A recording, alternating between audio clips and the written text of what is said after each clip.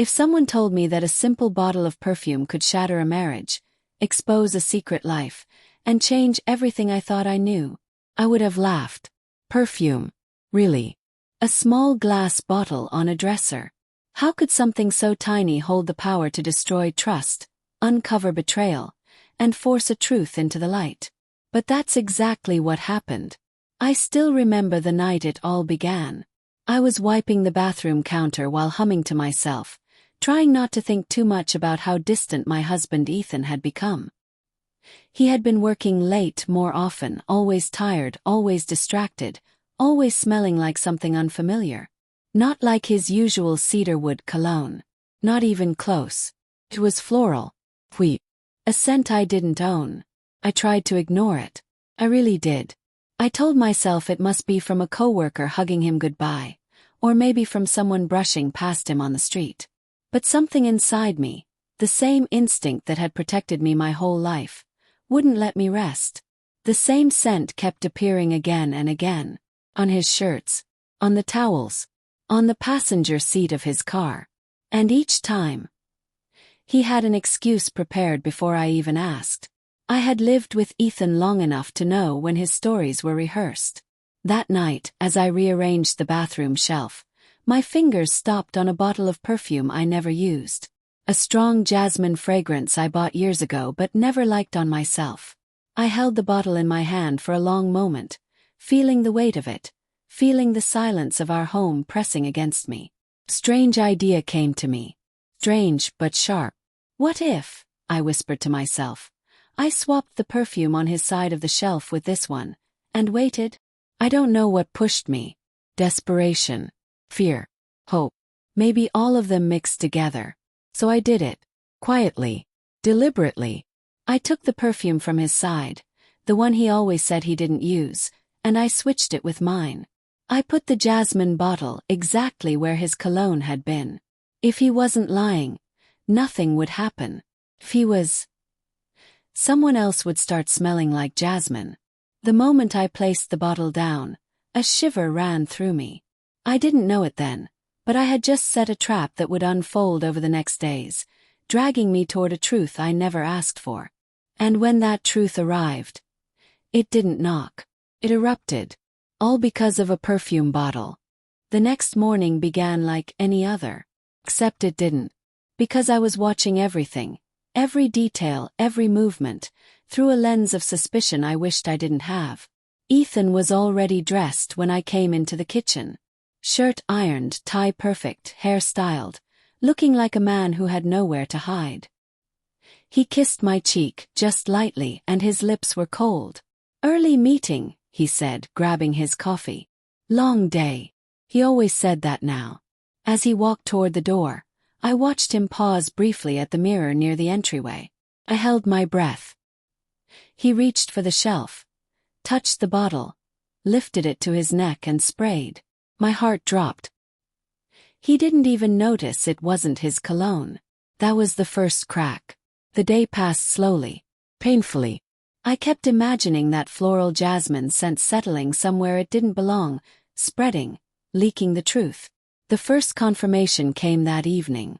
Ethan came home smelling exactly like jasmine. But the scent wasn't strong on him anymore. It was fading. Which meant he hadn't reapplied it. Which meant it had been on someone else too. But I stayed quiet. I needed more. And I didn't have to wait long. 2 days later, while folding laundry, I noticed something. His shirt collar had a faint scent of mixed perfumes. Jasmine. And another one. Something sweeter, lighter. Not mine. Not his. I sat on the edge of the bed, shirt in my hands, breath trembling. I could feel something squeezing my chest. Anger, fear, heartbreak all at once. But I wasn't ready to confront him. Not yet. I wanted truth, not denial.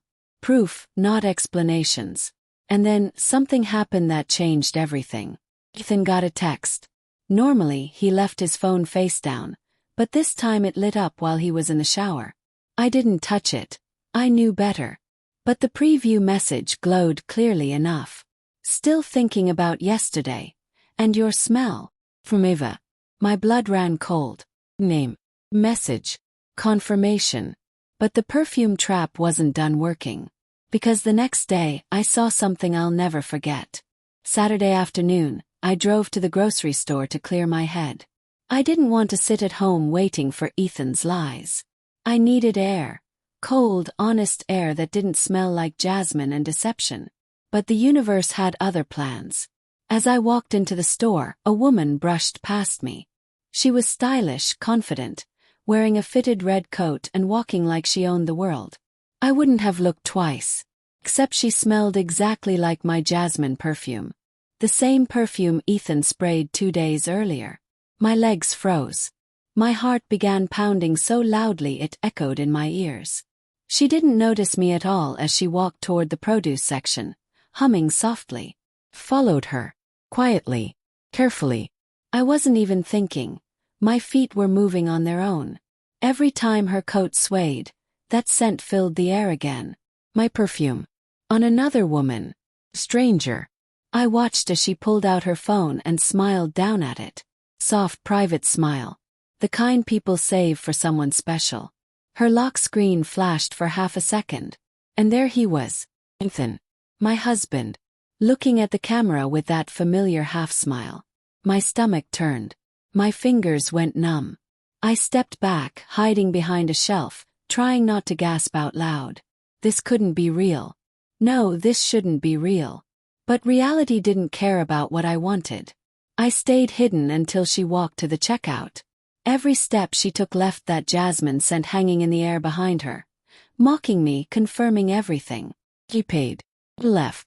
I followed at a distance, trembling. Outside, she walked to a black car. The same model Ethan drove, but not the same plate.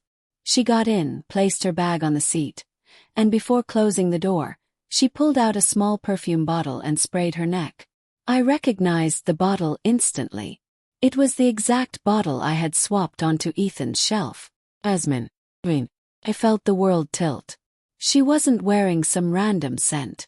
She was wearing the perfume Ethan sprayed on himself, the scent he brought to her, the scent she now wore like a signature she thought belonged to them. I stood there, gripping my keys so tightly they dug into my palm. The betrayal wasn't a theory anymore. It wasn't suspicion or fear or paranoia. It was standing 20 feet away, applying the perfume I had used as bait. I walked back to my car in a haze. My chest burned. Tears blurred my vision. My hands shook on the steering wheel. But beneath the pain, something else was forming. Plan. That evening I acted like nothing happened. I smiled at Ethan. I cooked dinner. I listened to his stories about work and meetings and deadlines. Every lie slid off his tongue smoothly. He didn't even hesitate. He had no idea that I had seen her, smelled her, watched her spray the perfume he unknowingly delivered straight into her hands. He thought he was clever. But he didn't know I had stopped playing the role he assigned me. Began paying attention. Real attention. And the more I watched, the more the cracks widened. Phone calls he took in another room. Shower times that suddenly doubled. Receipts hidden in his jacket pockets.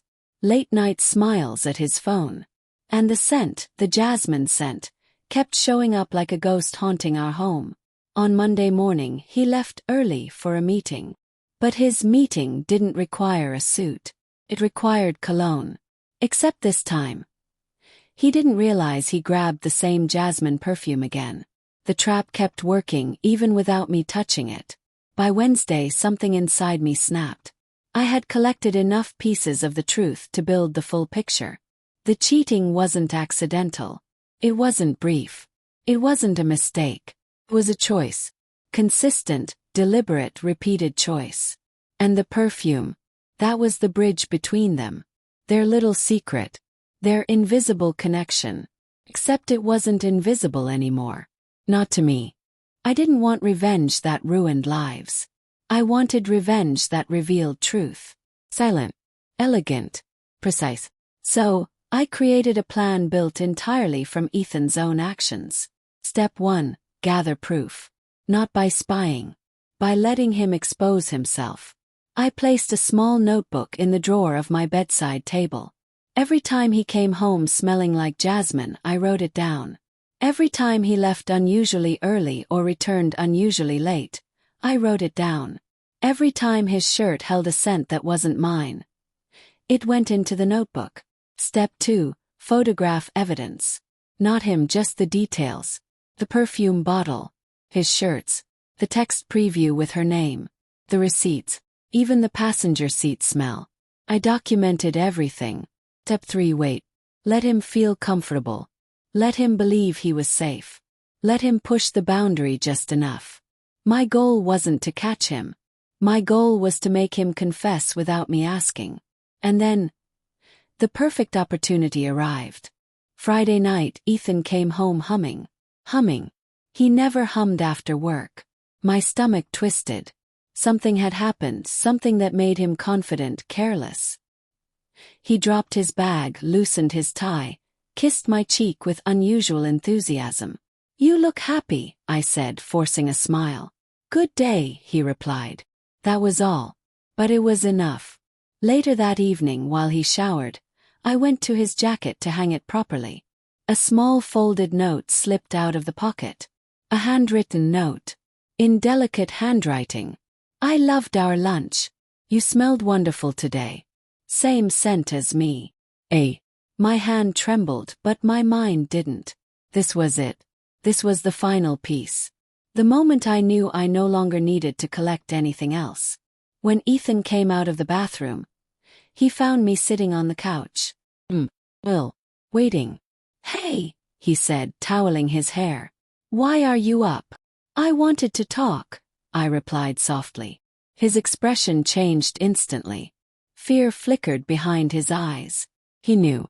Maybe not everything, but enough. "About what?" he said carefully. I lifted the perfume bottle, the jasmine one. "This," I said. He blinked. Confused. Then nervous. "What about it?" "I swapped it," I said quietly. 10 days ago. And ever since then, someone else started wearing it.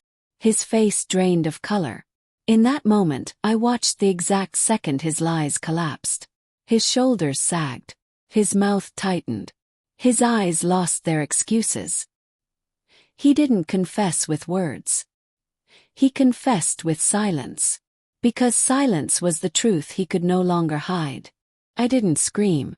I didn't cry. I didn't throw anything. Instead, I stood up, walked to the drawer, and placed the notebook on the table between us. "These are the moments," I said softly, "when you came home wearing her scent.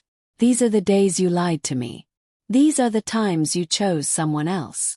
Ethan's eyes widened as he flipped through the pages. Every entry, every detail, every breadcrumb he thought he had hidden. "I can explain," he began. "No," I interrupted. "You can't. And you don't need to." I wasn't asking for explanations.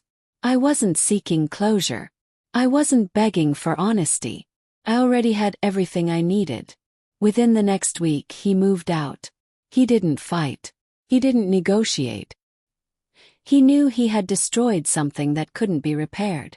I felt the pain, yes, deep, sharp, undeniable. But beneath that pain, I felt something else growing slowly. Strength. The kind that comes from choosing yourself. From walking away from someone who took you for granted. From letting truth guide you instead of fear. People think dramatic endings require screaming battles, broken glass, or dramatic exits. But sometimes the most powerful ending is silence. No accusations. No shouting. No begging. Just truth. And choice. In the end, I learned something unexpected. Sometimes the universe doesn't expose betrayal with big signs. Sometimes it whispers. In tiny details. In small inconsistencies. In a scent that shouldn't be there. And sometimes, that whisper becomes the loudest truth you'll ever hear. The perfume wasn't just a trap. It was a message. A reminder that your instincts matter. Your boundaries matter. Your self-respect matters. And if someone betrays those things, you don't need revenge to win. You just need the courage to walk away.